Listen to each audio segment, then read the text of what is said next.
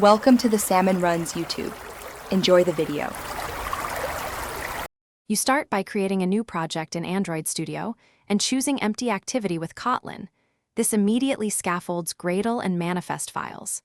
Once done, set a meaningful package name and min SDK to target devices you need. Make sure to enable View Binding or Jetpack Compose in the module Gradle so UI code integrates cleanly with Kotlin. You'll also confirm Kotlin version and Gradle plugin compatibility. Because mismatches cause build errors later, do this now before adding features. Next, focus on the middle, UI and app logic.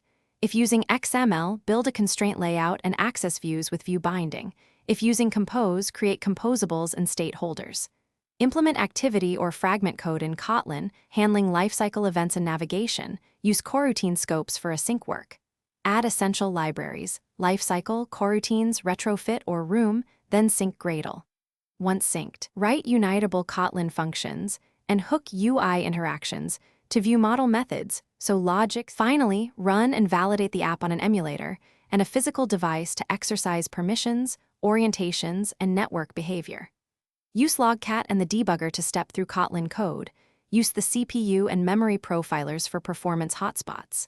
When stable, build a signed APK or app bundle for distribution and test the release build. If things go wrong, try a clean build, invalidate caches, and restart Android Studio. And verify Gradle and Kotlin plugin versions. This fixes most build and dependency issues.